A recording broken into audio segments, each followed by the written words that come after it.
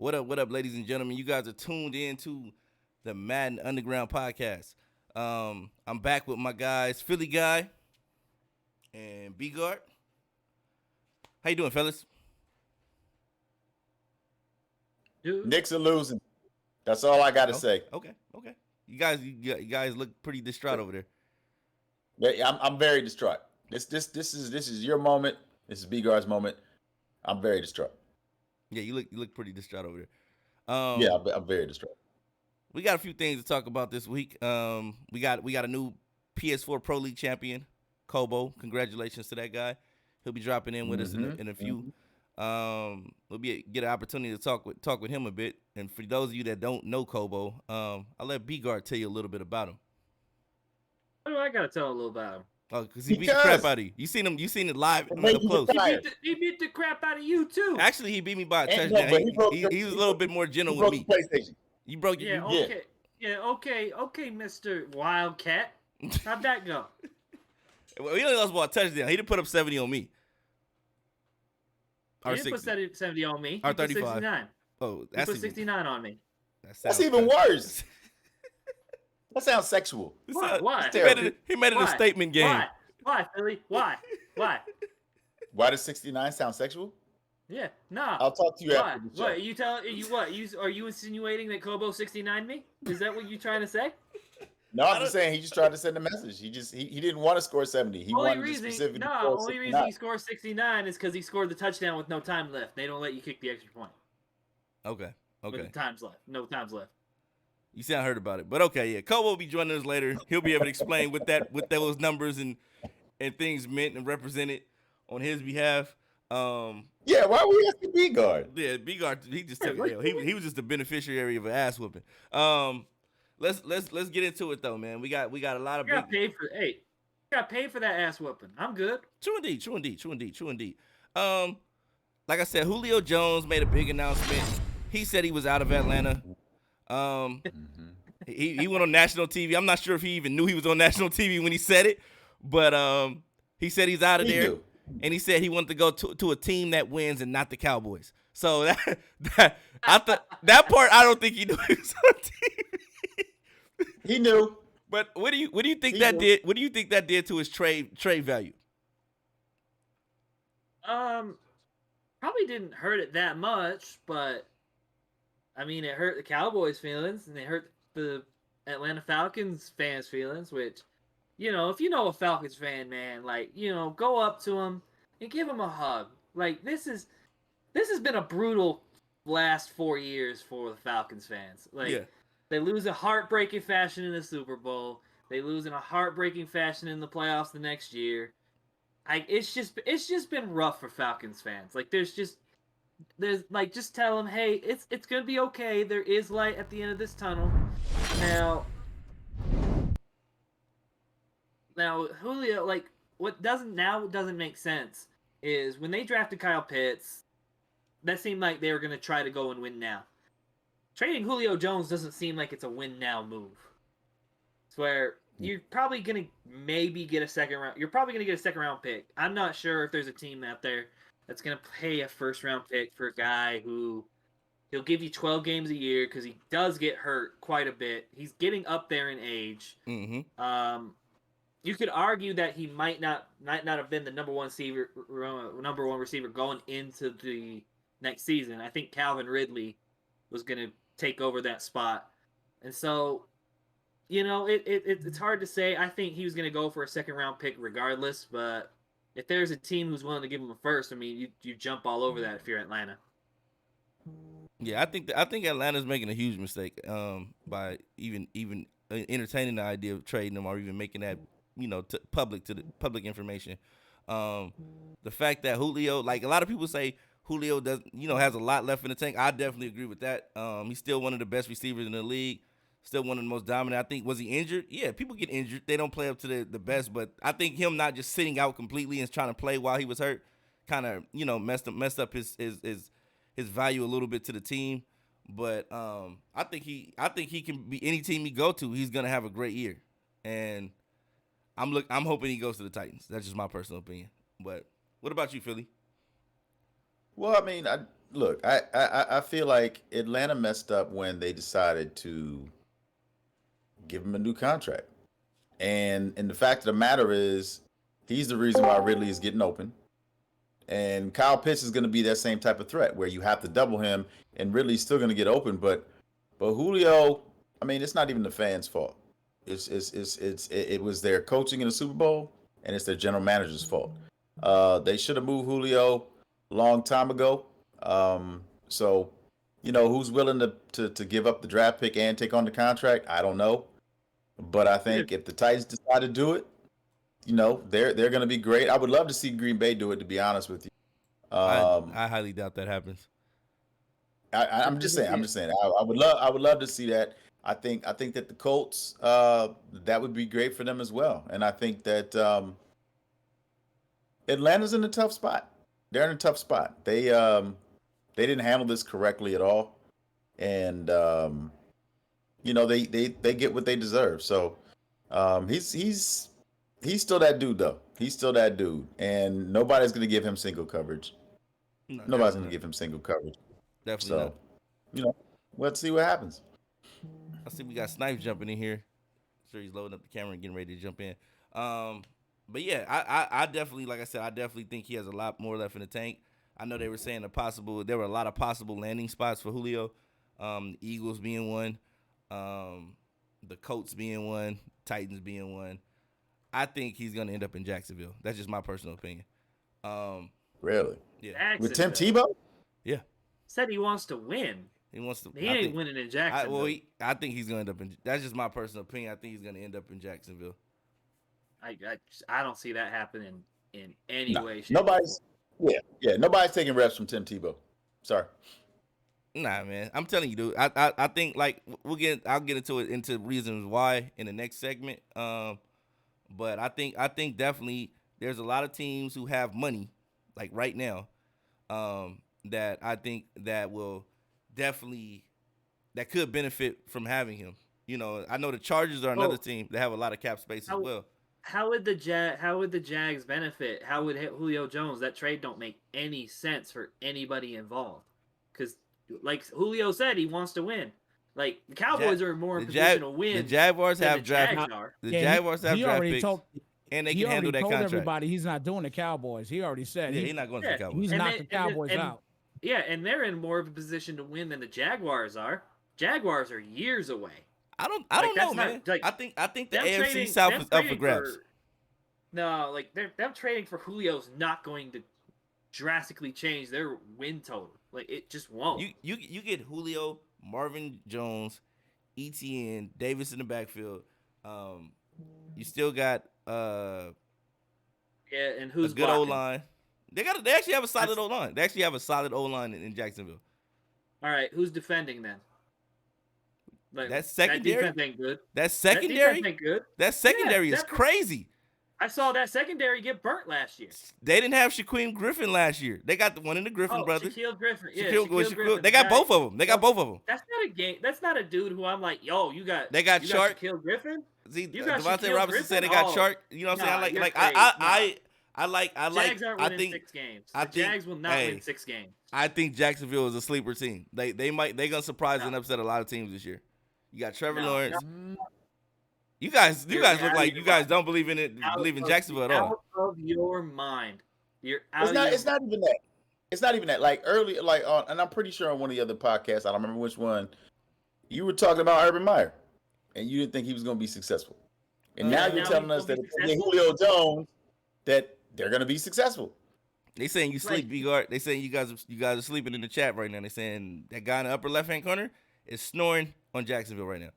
So I don't know, man. You know what? Me personally, okay. Hold on. I am comatose on Jacksonville. Like, nah, I don't buy them. I don't buy Urban Meyer. Like I said this like in podcast prior. It's a disaster waiting to happen with Urban Meyer. Like everything you hear about him. There's a reason why they didn't get a lot of free agents. They should have gotten more free agents on that O-line. The biggest signings they got were Shaquille Griffin, who we don't know is good, how good he really is, and then Marvin Jones. a In my- number in- 2 uh, receiver. Like Devontae Robinson is saying in the chat right now, I definitely agree with him. The AFC South is definitely up for grabs this year. Every team in that The division Colts. is kind of Wow. in a Are building 1 process right now. million. The Colts are not in a rebuilding process right now. The Colts How? are definitely the team. The Colts, They're better than they were the year before. I don't think so. How is this not their division? Who did they lose? They lost Rivers. They lost their left tackle. You said they lost Rivers? Phillip Rivers. Definitely. Coach would be. I Coach see should Coach. win the division. Coach should win the should win division. Based should on win. based on the team they have on paper, the coach should win the They'll division. be better than Houston. I'll give them that. I think they could be better than Houston. Houston's gonna be the bottom of the barrel. I think Houston might be the worst team in the honestly, league. I think it's gonna be the Colts, Jaguars, Titans, Texans in that division. That's how I think it's gonna go down. Absolutely not. I still like It'll the be- Titans over the Jags. I don't like them over Colts, the Jags. Colts, Titans, They Jags. and then Texans. definitely improved. That's like now if you want to go Madden, the Jacksonville Jaguars. If you're playing in a franchise, the Jacksonville Jaguars are the best team to select in a franchise. If you trying to go budget team, youth, develop, Jacksonville Jaguars and the Browns. Browns and Jaguars are neck and neck. But I think like if you want to go value pick, a team that's not going to be rated very high but has the most upside to them is the Jacksonville Jaguars in franchise mode. So, and we're gonna Yes, get. I could agree. I could agree with that. I would agree with that. I agree with that. And I'm gonna bring. They're young. They have talent. Yeah. And speaking of franchise mode, I wanted to talk some things with you guys because we're getting ready for Madden 22, and we get to do the league thing and things like that. But I want to share some things with you guys and share some things with our viewers and things like that they may play in the league. I'm gonna share the cap space situation with a few teams. These are the top 10 teams that have the best cap situations going into Madden 22. So these are some things that you guys may want to consider when you think about picking teams next year for the leagues that we have. Or just if you just this may be your favorite team, maybe one of these teams, and you want to know what the cap situation is like and if they can get more free agents. These are the teams that can. So here we go. Jacksonville Jaguars are number 1. They have $82 million of cap space. So that's to let you know they could go out and get whoever they want to get. They got $82 million in cap space. Are we talking real life? We're talking They could go out. real They life. could go get whoever. Whoever. The same team who the NFLPA was advising all their players to not sign with Hey, a couple of years ago. I'm telling you, That Jacksonville Jaguars. they got $82 million in cap space. That's- In second place, That's great. we got the New York You Jets. know what? But before you continue there, though, B-Guard, I will say this, though, B-Guard. You got to think of it in the sense that a lot of these NFL players, money talks. Yes. So if the money going to talk to them, Right. they going to go there and know- go get that money. You know what I'm saying? Yup. All right. Having said that, do you know why the NFLPA just said to all their players, "Hey, don't sign with Jacksonville"? Because they kept fining their players for real ridiculous reasons. He said Madden, right? I'm sorry, Brian James. That is what you I said. said in terms of real life. Well, Like, he's 'cause, like, talking in terms of real life. I don't know what the owner situation is or what they got going on, who they finding and whatnot. But I'm talking about in Madden. These are the teams that you may want to look into. So let's bring it back up. So like I said, Jacksonville is definitely a value pick team. They got $82 million. The New York Jets have $67 million as of right now. The New England Patriots have $62 million. The Indianapolis Colts have $43 million. So if you're talking about landing spots for Julio, the Colts is definitely an option. The Patriots are definitely an option because they both have the money for it. Denver has $42 million. The Washington football team has $38 million. The Cincinnati Bengals have $37 million. The Carolina Panthers have $29 million. The LA Chargers have $23 million. And the Miami Dolphins have $22 million of cap space. So that's just to let you know what these teams are working with. And teams that you may, I know how we do the lottery thing in our leagues.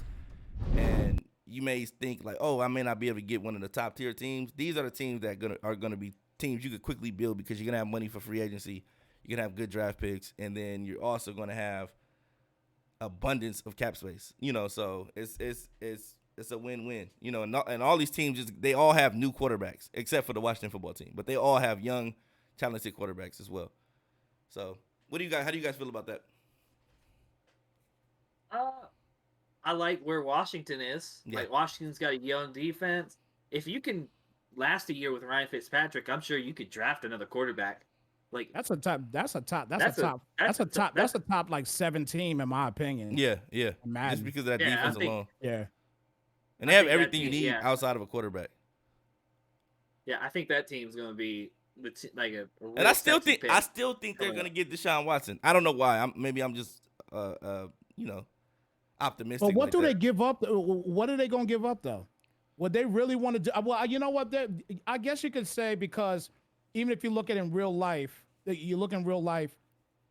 they gave up a draft pick, a first-round draft pick, but realistically, would you give up a first-round draft pick now, or 2 first-round draft picks right now, for a shot at him when you don't even know what his future is yet with his situation? Yeah, I gotta know like, I gotta know this exactly. stuff. I think he's got to take care of the what's up. personal side. He's got to take care of the personal side before I even really look at that. Once he gets that taken care of, okay, we might be Now it's open working. for business. Well, I'm We gonna might say be this. open for business. I'm gonna say this. If he was to say he was gonna play for the Texans, there would be no objections to that. No, but there would be no issues. I'm sure all those cases would disappear and everything. He would be playing for the Texans. But I think it's gonna be the same thing with any team he gets traded to. I'm sure all those cases can either be settled or thrown out. But I think it eventually gets settled, but like details come out, and we don't know about what those details might be. We got another Jets fan in the chat. Philly. Marcus Davis says Jets have Zach Wilson and Denzel Mims to build around, and plenty of future draft picks as well. Not to mention a good young O-line with Becton. So They do. they definitely they definitely have a solid squad out there in New York. They do. It's going to get to a point in the AFC East where all those teams are going to be competing. Yeah. Every one of all those those teams. There's not teams- going to be any slouches. Those teams In are that going to be division. competitive. Right, but if you're talking about a Madden Underground franchise, the Jets won't be able to catch up to Buffalo or ready to compete until that 3rd, 4th, maybe 5th year. You sound like a bum. Because You sound like a franchise bum right now. It ain't gonna take nobody that long to build that team up unless you're a franchise bum. Look. It ain't got nothing to do. With your talent and your coaching level. No, it has to do with the matchups. First of all, their secondary. Yes, they have young and they have fast and they have talent. But let's just be real. We don't know how the game plays. If it plays like next gen, them dudes are gonna have trouble covering people. I mean, Stephon Diggs is still in Buffalo. Let's not forget that. Mm-hmm. And Buffalo is the team to beat in the AFC East. I'm not saying that the Jets won't be good. I'm not saying they're not a good starting point. Mitch But Trubisky right now, Jr. No. Right now, like I said, they're at least 2-3 years away. They're just at least 2-3 years away. It is what it is. Yeah, that's fair. That's fair. Like we can't expect Zach Wilson to come in and immediately turn this team into a 10-win team. Like that just does not happen. So B-Guard, Yeah. let me ask you this. The Dolphins are better. Their roster is better than the Jets right now, and their coach has spent more time in the AFC East. So it would be the Bills, the Dolphins, and then the Jets and the Patriots battle out for the last 2 spots. The Jets and the Patriots for the last 2 spots? Yeah. Patriots are back on top this season, bro. No, not. They're definitely back on top. If Cam ain't right, it's not gonna matter. I think they're gonna, regardless if it's Cam or the new guy, they're gonna be back on top. Mac Jones. Yeah, I think either whoever they got at the quarterback is gonna do it for them. So I just think their team is a lot better than they were last year.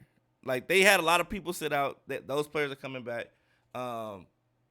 They have a solid defense. Their defense isn't bad, So hey, feel free to do so, bro. If you want to, Cobo, jump on in, brother. He said this Patriot slander is unacceptable. Yeah, feel free to jump on in, Cobo. But Oh. yeah, we got Cobo joining. He's gonna talk about how he beat the crap out of Dimes, how he beat the crap out of B guard, put B guard in the Cobra Yeah, clutch. let's hear about that first. Have I B-Guard mean, doing you know, this. before he gets into his Super Bowl, I want that stroll down memory lane. I want to hear from the man himself what he did to B guard, and then he can talk about being the dime slayer. Yeah, He can talk about that. because he's back-to-back champion. He's a back-to-back champion. All right, hello. What's good, Cobo? Mike is. Is that no camera? You ain't gonna cap with no camera. I have no camera. Oh man. All good. All Yeah, good. But you can buy one now because you won a Super Bowl. Definitely got I'll some be cash. getting to a get it. PC True, set up true. soon. I don't have that yet. So tell us There you go. what you got. Speak your piece about them Patriots, man. We're winning the Super Bowl this year. There's no, I don't know how you could say anything different. Top defense. We're gonna have Julio and N'Keal Harry side by side. with Oh, the my. two tight Ooh. ends. He said N'Keal N'Keal. I don't know about Harry. N'Keal. Yeah, I don't know. Ooh. No, I trust in dude. N'Keal Harry. I want us to keep him. Okay. Oof. Okay. So You got answer me this. From a franchise standpoint, would you select the Patriots and play with the Patriots if you had the opportunity to? Yeah. Oh, okay. Well, all right. I mean, it all depends. Ability said hang up. Like next year, it depends. Like if Gunslingers needed again, because then that just hurts the Patriots. But like that defense for CFM is really good. But Yeah. you could do anything with the offense. Okay. Yep. Okay. You know, All right, now, speaking of, hold on, I got a question. Okay. Speaking of like Gunslinger, like I tried to emphasize to these guys how much it was needed. Tell them how much Gunslinger was such a necessity this year over not having it. You lost 99 out of 100 times. You don't have it. If you play someone good, like the first season, I had Baker with no abilities, and I had to get him up after finally getting to the playoffs, and I played dimes, and then it's just you lob passes on everything, so it's way different. like you can't you cannot throw a pass past 20 yards. Like you would just have to be checked down, Charlie, unless that dude is wide open. Correct? Yeah, straight checkdowns. That's why I didn't even really play DC when the event was out. Gotcha. I just wasn't going to run the ball every play. And speaking of running the ball, you're actually really good at running the ball. Yeah, you are incredible at it. Well, yeah, I just started chewing clock and getting out of the games after I got my team with some XP to get Oh, the okay. BBs in them up. You didn't chew clock That's with the me. only reason why I didn't put up 100 on you every game, Brian. Oh, happened? first shots fired. What We're at you, happened? Brian. Hey, James. hey, He didn't but- shoot a B guard. hey, let He me shot at you. let me tell you something Let me tell you something. See, I appreciate you doing that, Cobo, because you gave me a sense of confidence. I was able to go into other games with confidence, knowing that you didn't put up 100 on me. You know what I'm saying? So thank you. I appreciate that. But we'll see next year when what it comes down to. If you come back and we'll see what happens. You ain't gonna beat me like that next year, though. I promise you that, young man. You coming back, Cobo, right? You coming back next year, right? We'll see what EA does with MCS. Okay. Okay. Depends how it is. Definitely. So let's get into what you did to B guard and what you did to Dimes. You know, because that was more impressive. He did that 2 seasons ago to me. Why do we got to talk about that? He did that to Dimes. Y'all play up Dimes like he's this unstoppable force. Talk about Dimes. Okay, let's Like, start with Can your voice go any higher? Can your voice go any higher right now? you beat the snot out of Dimes, and you made it look rather easy. What was your game plan going into the game? Just stop Lamar. Don't let him get outside and throw something crazy. Because Dimes likes to run his little read options and his little bubble screens or whatever, and whenever he passes, it's a delay fade and somewhere with Marquise Brown on a crosser, and he just runs with Lamar. Hey, it sounds So real then simple. I got my Yeah, he I did got his. a 93 speed corner on the D line, and then I started spying him because he used to just outrun every D lineman because they're too slow. Okay. He did his Okay. homework. He definitely did his homework. Yeah, he did. Definitely That's does what it homework. sounded like. I'll tell you So that's the difference between a good player and a great player. Like he just gave us the breakdown of everything he did. and he made it sound Like simple and too. Yeah, he did. exactly. Made it sound extremely He simple. did, but he had the players to do that. He also said that. So, drafting well and being smart as a GM, I mean, I don't think he's That getting team had enough the credit. worst cap space ever. You couldn't do anything in Hey, free agency. Yeah. I They was barely So able so to how, keep my so how did you players. turn? Yeah, Cobo, how did you turn that team around? I mean, because you made a great point, and the Browns, they weren't what they are now. So can you talk a little bit about how you turned that team around and built them into Super Bowl champions? I made sure to re-sign Ward and Greedy Williams. They costed a lot. And then I just let all my D linemen and O linemen go each time because I would run out of cap. And I would just sign the highest pass blockers and the fastest D linemen on the free agency that were cheap. And I just made sure to get high XP on my corners so they had more manning zone. Hmm. Sounds pretty simple. Okay. That sounds pretty simple. Okay. I'm definitely impressed, man. A lot of people were impressed by the beatings you were distributing. What was your game plan going into playing Sprint in the Super Bowl? I mean, I don't Be honest. Be honest, man. game plan. I mean, I knew I was going to bag bunch. I always play that and play top bunches, so I knew that was easy. I just kind of, I saw him just running Mabel too versus Dime, so I just knew that he was going to have like a 30-25 zone and a 5, so you either throw across the middle or you have a route that gets over the 30. And he liked cover 3 a lot, so then I glitched his third for a touchdown early to start the game. Okay. Okay. Hey, Okay. truth hurts. I haven't been playing enough to know what the glitch third is. So can you explain that? Explain that to me. I haven't been in the loop with that. So explain the glitch in the third. So there's a couple of different ways, but mainly it involves some type of post and a fade going across, and like the post going across the middle, and it just sucks down the third, and then the streak will be wide open. So basically, out trips, you have to put a comeback. You smart route the comeback. It doesn't work without that. And then you could put any type of crosser or post on the inside receiver close to the line, and you just fade the slot. Oh, so it just puts the secondary in a dilemma where they gotta play the comeback and they gotta play the post or crosser or whatever. So yeah, so the comeback helps hold the outside corner just for a second, so the Gotcha. fade could get over, and then when the post brings down the safety, that comeback just held the corner down enough where you have a couple steps. Gotcha. Okay. And that don't work without Gunslinger, correct? It can, but you're more likely to throw at a sack or something because he's going to get a really bad windup. Gotcha. Okay. Those windups are Now, terrible. Kobo, the way that you explained your strategies for competing at such a high level, is this a solo mission, or do you have a group of friends or people that you trust that you actually lab with to achieve these levels of success? I have a crew, and they're 818. Do you guys know them? I know B Bird knows. So I'm part of 818. tell people who don't know who they are.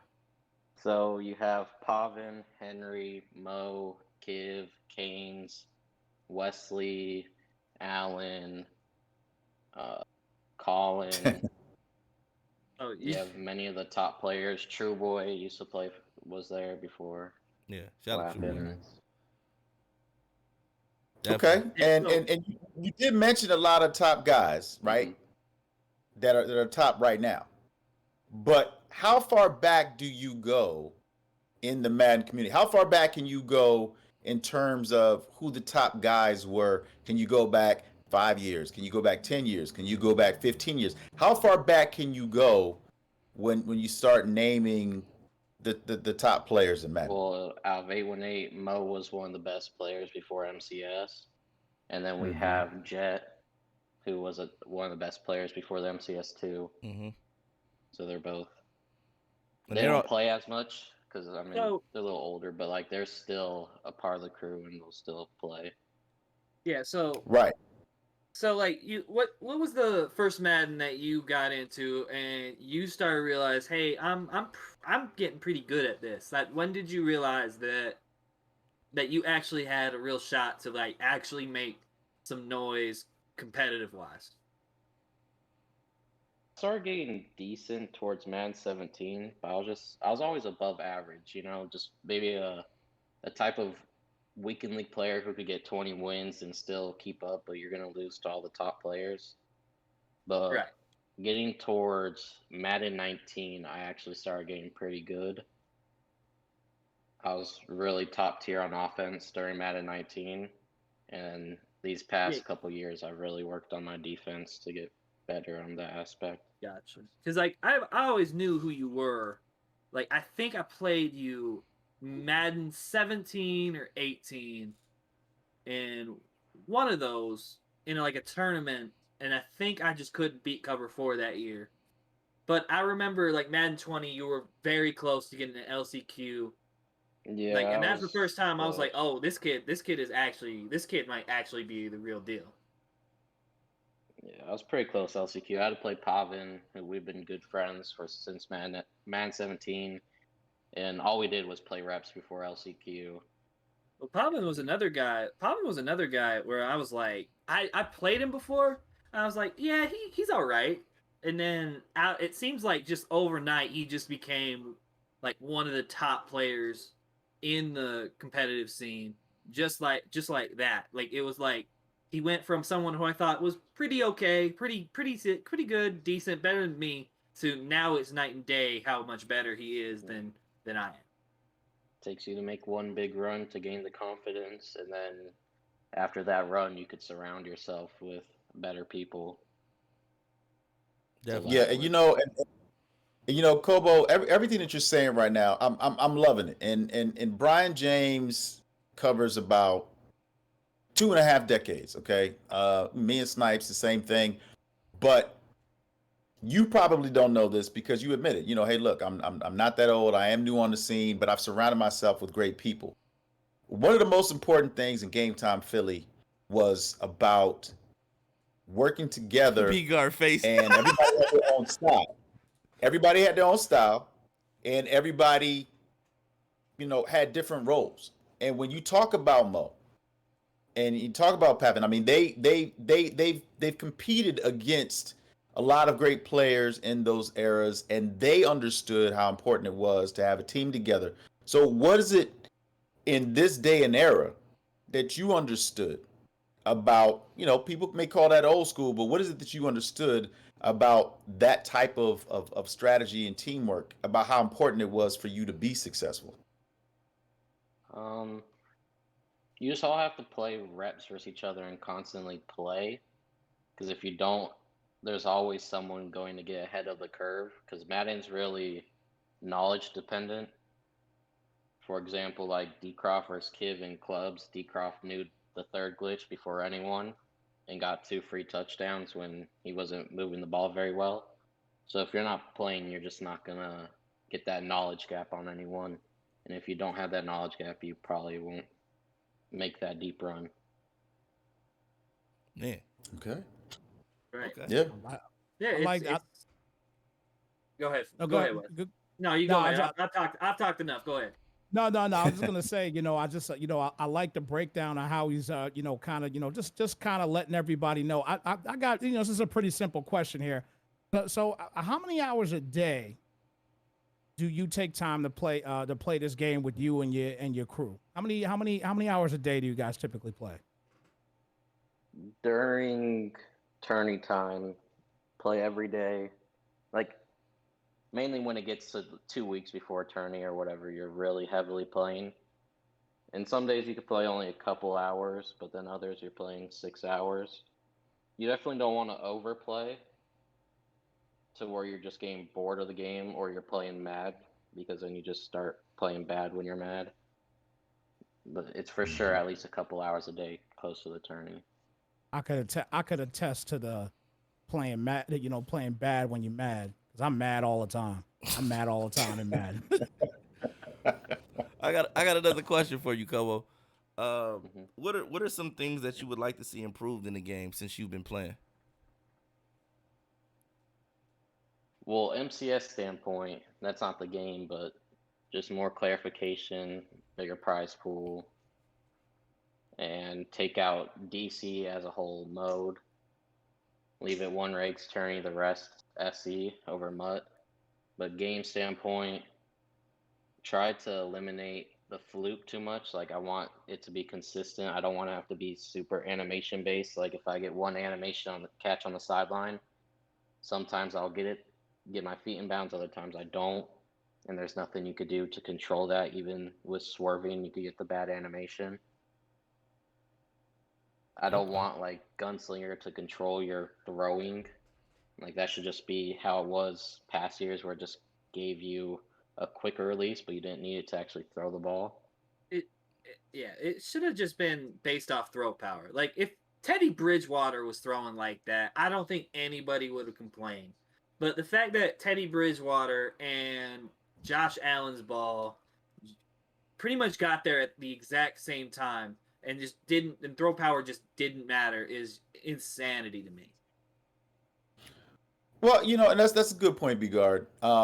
But we also got to ask Kobo, even though we asked him what he wants to see, we got to ask him what does he think he's going to see I don't think the with ability. new engine and Madden 22. How do you think the game is going to be, for next gen, new engine on Madden 22? What are you expecting?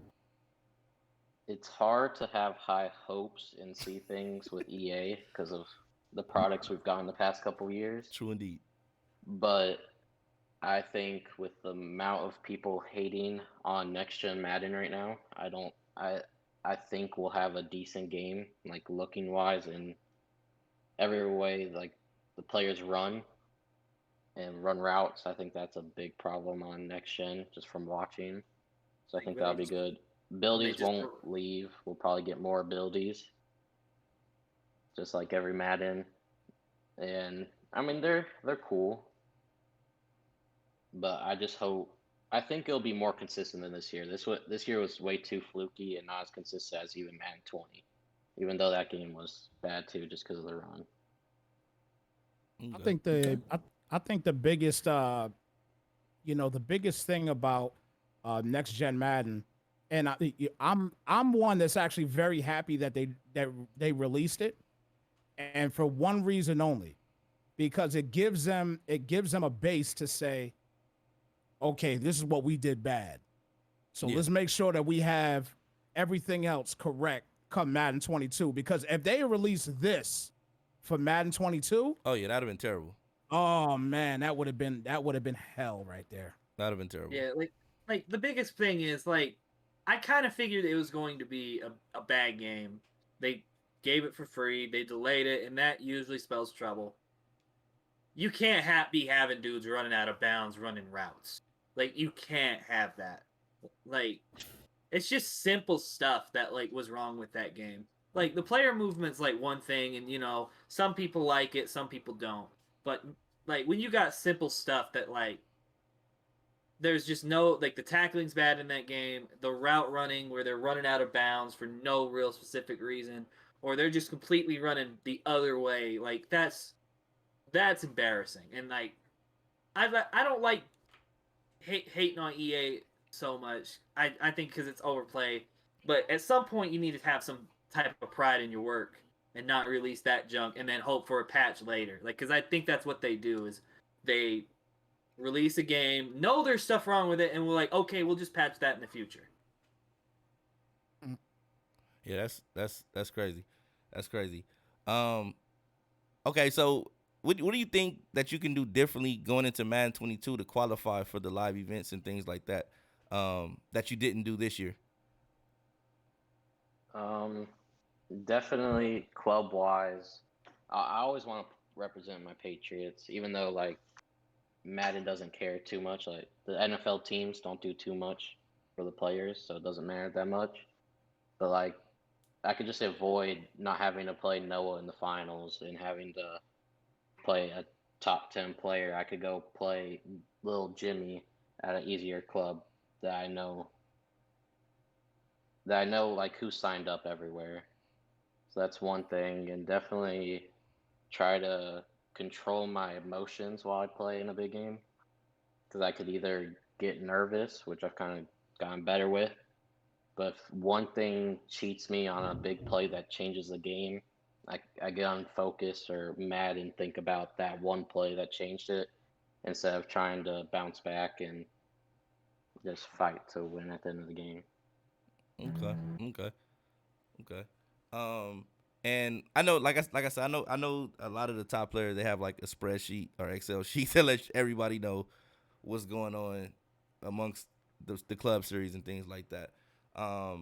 But like, how do you feel that that's something that is a great tool going in the club, so that you know which club to join, which club not to join, and things of that nature? Yeah, it's a perfect thing to have, especially if you're trying to come up and you're not that good. Just know the clubs you should avoid. You're not going to want to go a club like Seattle. Seattle where it's D. Crawford's Kiv every time. You don't want to have to go take a top player down when you haven't reached to that level yet. You want to go a club like Jags. I don't think, not Jags. Vikings. I don't think is that good. Giants isn't that good. Steelers isn't that good. Go any of those clubs where it's average players, then you could Okay. beat them easier. Okay. And how often do you watch streams opposed to just playing in games? Do you actually watch streams of other players that you think are good players? How often do you familiarize yourself with other players and the things that they do? I watch a good amount, most like during school or something. Since it's been all online, I had streams up of beginning of the game and all during that time period. Always try to watch other people because you could catch on to certain ideas, certain route combo in their offense and translate it to your own, or you see a certain adjustment that they're doing for a certain offense where to play, and you could use it in your game. And that's like the easiest way to get better is learn from others. Okay. Okay. And how old are you, Cobo? 17. Jesus Christ. You're gonna be doing this for years. This to come. dude ain't even Man, 18 yet, man. He got a time, long bro. time, dude. Yeah, you And he next got a up, lot. bro. He got a lot of. He talked about it's knowledge based. And Yo, he's got dude, a this lot of dude's gonna be a knowledge problem, at 17, dog. bro. Like, He's gonna be a problem, man. Yeah, hey, you got it, bro. Like I watched you play. I'm a fan.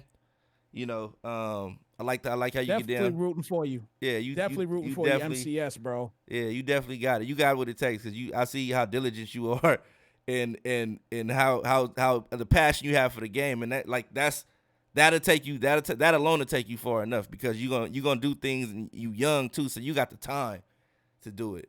You know, Yeah. so yeah, it's like, when I was 17, I had just probably got into girls at that time, because I used to be all about Madden. And when I turned 17, I was like kind of interested in getting into girls, because girls was noticing me. So I'm like, oh, okay, well. But I still had to get my Madden in, but it was distracting. Like, is that something that you struggle with? Is the girls in the Madden, or you just all He just Madden? said he's all online. Like he just said, school was online. Oh yeah, What I'm are you all talking about? online, But I'm so saying, I don't. like it's girls online too. What are you talking Like about? there's a pandemic going on, sir. Brian, and day. you know it's different Wouldn't when stop me she's in my sitting day. next to you. It's different when just, she's on the screen and sitting next to you. You know that. You know that. I'm just saying, man. You know that. Okay, You so know that. You know that. but let him answer the question, You know that. Cobo. So you go ahead and answer the question. They answering for you. Let's hear your answer. I mean, of course, getting a girl's cool, but like, I'm not going to be too worried about it. Come when it comes. Right now, like, I'm young. I want to make my money and set myself up. Oh yeah, baller, You- baller. Kudos, man. I like I said, I got nothing but respect for you. When they tell me how young you were, I was a little reluctant on letting you in the league because I didn't know if you were gonna be able to handle yourself. But you came in and proved that you were more man than anybody in the league. Man. He proved he was more man than most of the people in the league. So, you definitely got a fan out of us, man. And like I said, we watched you manhandle Dimes. A boy. He's just a boy. He's just a child, man. And he's beating the crap out of you. He beat the crap out of me. He beat the crap out of B-Guard. He beat the crap out of Dimes. He beat the crap out of... He killed me, too, in a regular season game. He killed me, too. And the thing about it, though, he has the wherewithal and to show mercy sometimes. Most children don't have that. Like I'm not calling you a child like you're an infant or anything. But I mean, yes, you did. Yes, you did. What kind of mercy did he show me? What kind of mercy did he show me? I think he was trying to. What were you trying to let B-Guard know when he was beating the crap out of him like that? I was very aware. Why did he have to let me know? I was very aware. Can he answer the question, please? No. It was your first time playing me. You didn't get mercy. Oh, I mean, you just had to get popped. First of all, that was the second time. The Super Bowl was the second time. Because the first time you scored 69. About the time where I put up 70. He's 69, sir. Sir, 69. You did not put up 70. All right, you got lucky the game won't let me kick a field goal. Yeah. But he did score at the end and didn't get to kick the field goal. That's the reason he didn't score 70 on you, B-Guard. Hey. Time ran out. Moral victories. Okay. Didn't cover the spread. Wow. Okay, man. Like I said, Cobo, man, we appreciate you participating in the league. Appreciate you joining the show today, man, and extending and sharing your expertise on a lot of things of that nature. And Cobo got an Xbox? Yeah, that's what you got an Xbox. Yeah, I have a next gen Xbox already. Oh yeah. You got he got to get in the Xbox side of things. Yeah, we got to get you an Xbox. B-Guard scared. Like I'll never eat again. I'll never have money in my pockets. B-Guard? Xbox side seemed more fun. No one wanted to trade. I couldn't get my team better. Xbox is way more alive than PS4. Yeah, Luckily, PS4. They are stunned by they know not to trade with Dimes, and everybody is kind of like reluctant on trade. I saw Dimes have 3 D-line chems running nickel 2-4-5, just shedding people one time. Yeah, I forgot with Montez Sweat and other people.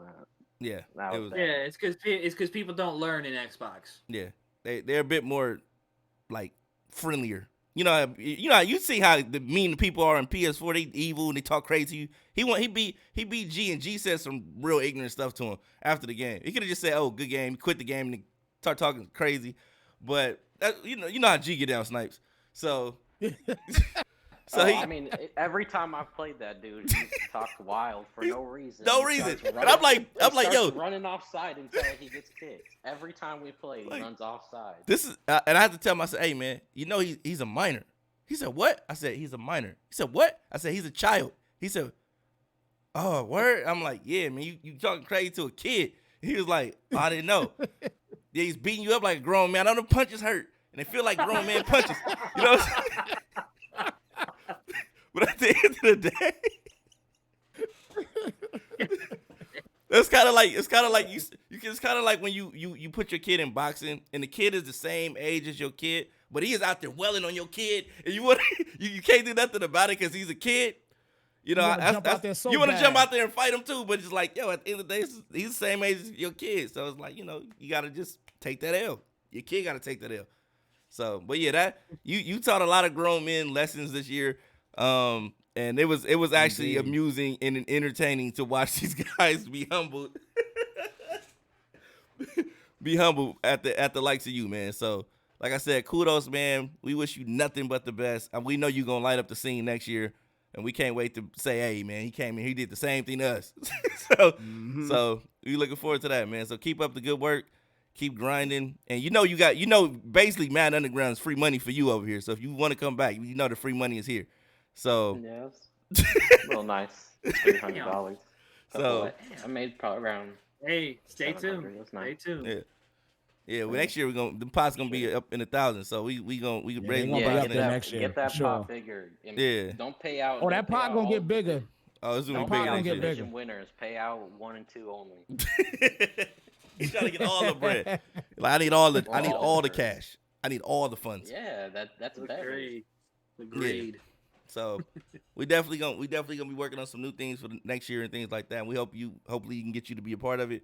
If not, we still gonna wish you the best luck, man, because we know you got to lock in for them MCS things and things like that, man. So anything you guys want to say to him in closing? Man, just keep doing what you're doing, man. Keep grinding. Man. Yeah, that's it. Appreciate it. B-Guard. I've said what I've said.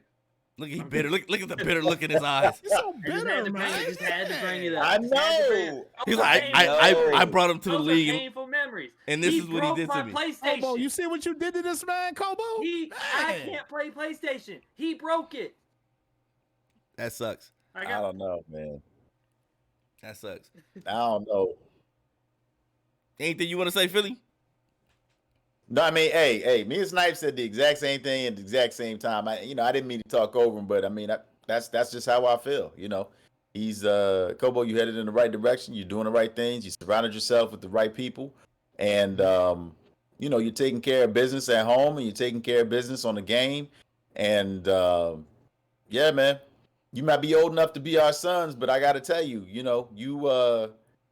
you're doing the right things, and that's a good thing to see. Is a young man being successful. I'm not gonna call you a child like Brian James. I didn't mean it like that. He's a grown man. I know you're gonna beat the crap out of me again next time we play. Props like B-Guard, but that's something else that you're gonna have to get used to. You're gonna have to get used to just the level of hate and competition. Yeah. Because when the bullseye's on your back, there's going to be somebody that's going to be just as hungry as you've been. So just keep doing what you're doing, and looking forward to see what you can do in 22. Yeah. Appreciate it. Appreciate it. Oh, before we go, we got one more last debate topic to discuss. Troy versus Ed. That was a discussion in one of my group chats the other day.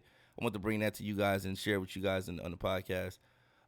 Ed Reed versus Troy Palamalu. Who would you rather have in your secondary? Ed Reed. Ed Reed.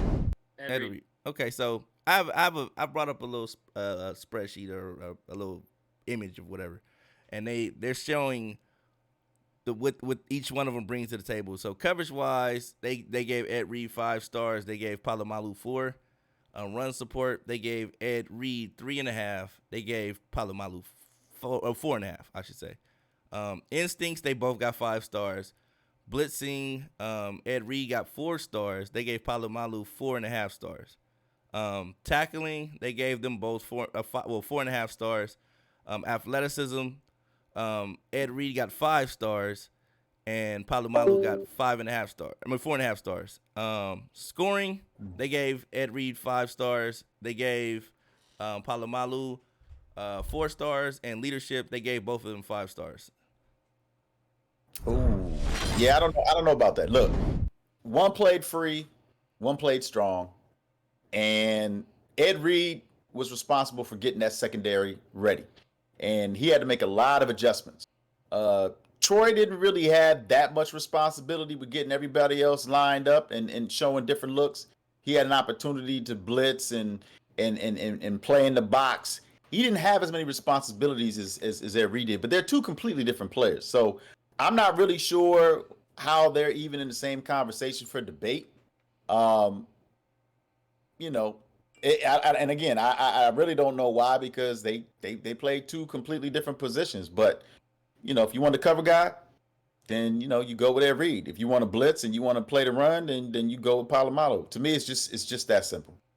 Definitely. What about you, Snipes? I know you're a fan of both, right? I like them both. I like them both, but I'd go Ed Reed, man. Just Troy Palamalu, he was just insane, in his day, man. But Ed Reed, he was just so reliable every single down. Like, yeah. That's the primary reason I have to pick him. Like, I trust me, I hated the Ravens.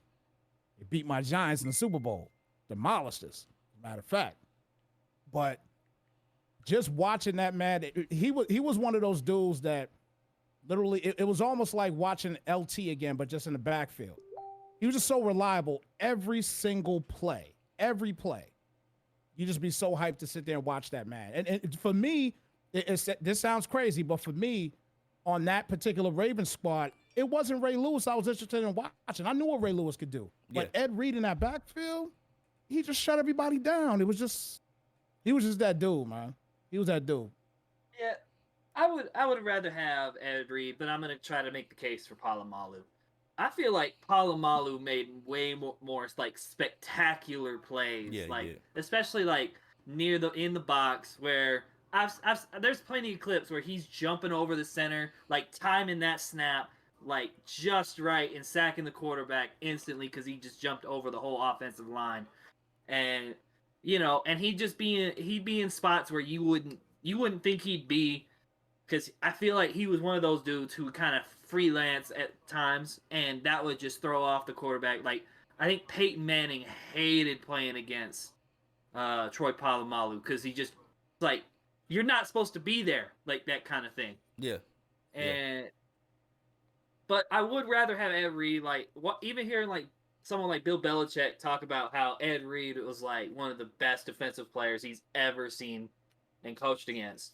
Like, I think that gives him the nod like right then and there. But Troy Palamalu, like, he was spectacular in a totally different way. Yeah, totally different way. What about you, Philly? What do you guys say about this before we get out of here? I mean, I agree with everything that they said. I've had an opportunity to watch Ed Reed compete against those Patriots teams, and he was giving Brady fits. He gave Peyton Manning fits, and he gave Kaepernick fits. A lot of people don't give him enough credit in that Super Bowl, but him and Ray Lewis, they shut down. They shut down that 49er offense before the lights went out from Buffalo Wild Wings in that Super Bowl.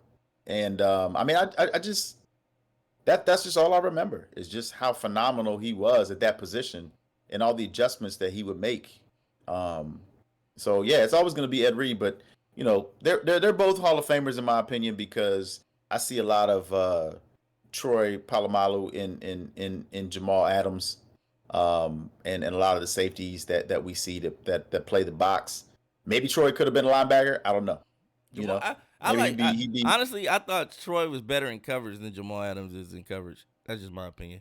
But no, he was. Yeah. He was. But I mean, I'm just saying, like, I feel like the game has evolved where Troy Palamalu, maybe he would be a sub linebacker now, right? Maybe he wouldn't necessarily be. How about them Hawks? The safety that he is. I think he'd be everything that we wanted Jabril Peppers to be. Yeah. Where coming out of college, where Jabril Peppers, like, they didn't know where he was going to play. Like, I feel like he would be Jabril Peppers if we thought Jabril Peppers could get to that elite level. Like, that's where I think Troy Palamalu would be. Like, you could put him anywhere and he's going to get it done. Definitely agree with that. How about them Hawks, Philly guy? Hey man, I've been responding to texts all day. Until I see the Knicks act like this is a game that they want to win, a series they want to win. I mean, they're gonna get what they're gonna get, and it's like that with basketball. If you don't have a sense of urgency, I don't see one from Randall. I don't see one from Elfrid Payton. I know what you're gonna say, B-Guard, but I don't want to hear it. I don't want to hear about Payton. And then Reggie Bullock. Like, I'm watching them play, and they're not ready. They're not ready. I was just gonna say that. It looks like the moment's too big for them. It looks like the moment's too big. Exactly. The moment is too big for them, and I'm just going to call it real. I mean, yeah, I want the Knicks to come back and win, but they can't win this series with those three guys playing the way that they're playing right now. So I do like the Hawks. I've always liked the Hawks, and the Hawks clearly look like the better team. They're playing like the better team, and if the Knicks don't fix it, they're gonna get swept. It's just that simple. And we'll see y'all next year. Yeah, like, looking at the stat line. Like, Julius Randle, what happened? Like, good grief, man. Like, that's what it's come down to, is is your best player playing well? And for the Knicks, no, if they aren't. And for the Hawks, their best player is playing very well. Like, And that's what it's come down to. Yeah, everybody else can do better, but like in the playoffs, your best player has to perform. You saw it. You saw it with the Lakers last night.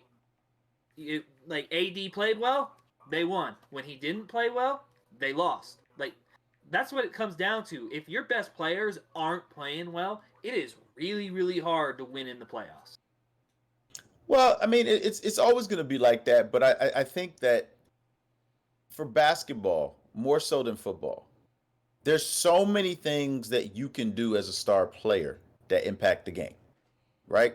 It's not just offense. It could be setting screens. It could be defense. It could be rebounding. I mean, there's so many different things that you can do to impact the game, and I'm not seeing that from Julius Randle. I'm just seeing somebody who wants to shoot, and he's attacking the double team. You know, they're not communicating. I mean, he's doing everything wrong. So, just like you said, the moment is too big, and I think that's obvious. Do I think that that's something that you know he can add to his game for next year? Absolutely. Do I think the Knicks can get more help and be a better team, and possibly win the first round? Absolutely. But yeah, the way they're playing right now, it's not going to happen because Trae Young did change his game, and a lot of people aren't giving him enough credit. Oh yeah, They said Trae Young has 20 in the first half right now. Yeah. Trae Young, he's killing. He's killing. He's not shooting them out of the game. He's getting everybody involved. Exactly. Mm-hmm. That's what I was gonna say. Like Trae Young was one of those dudes who thought he was Steph Curry.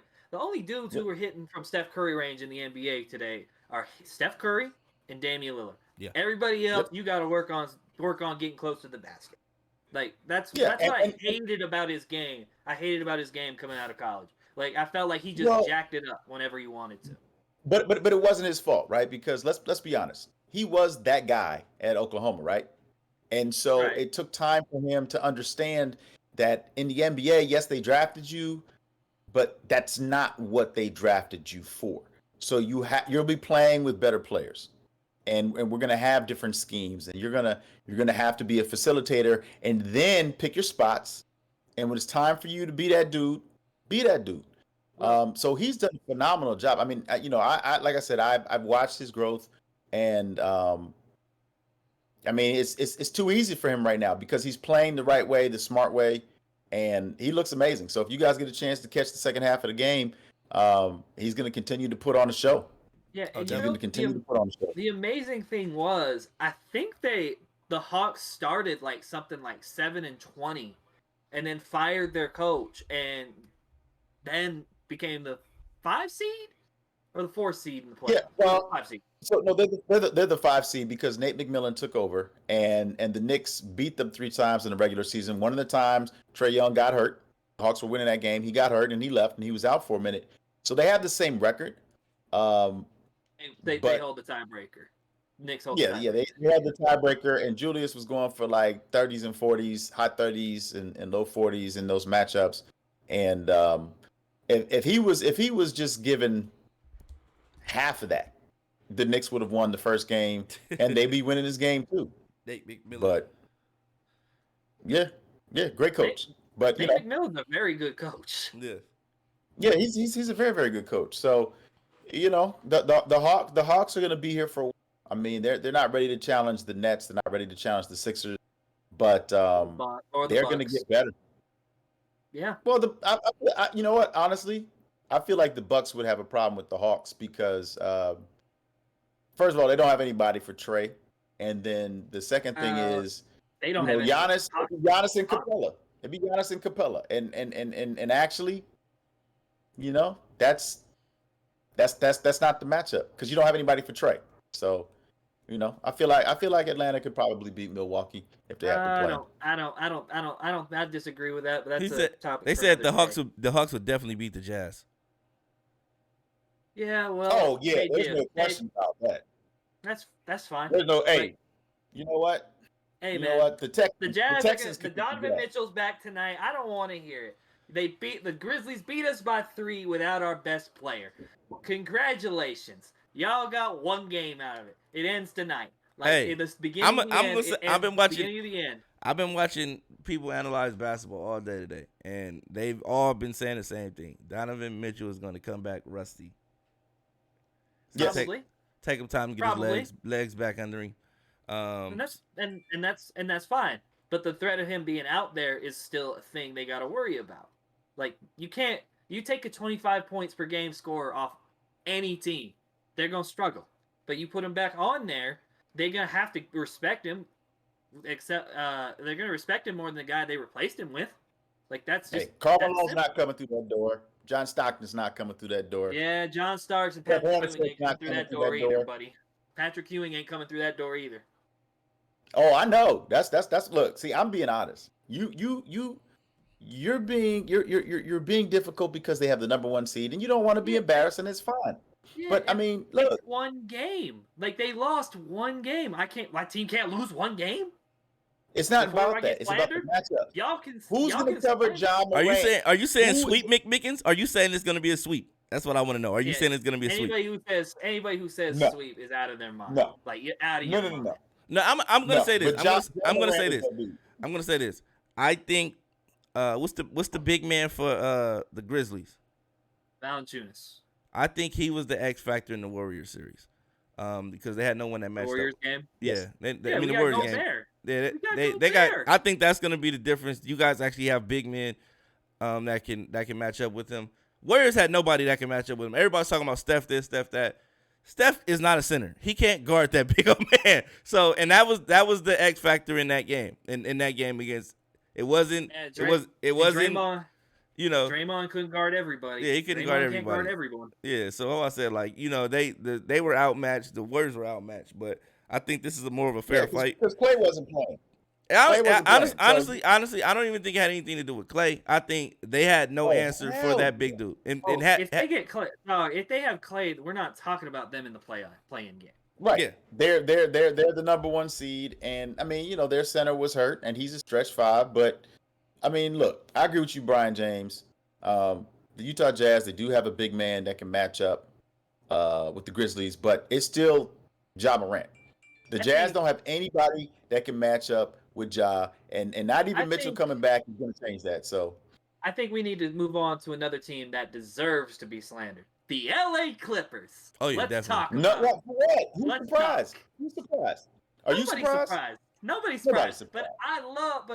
But anytime I can slander the LA Clippers, I'm gonna take that.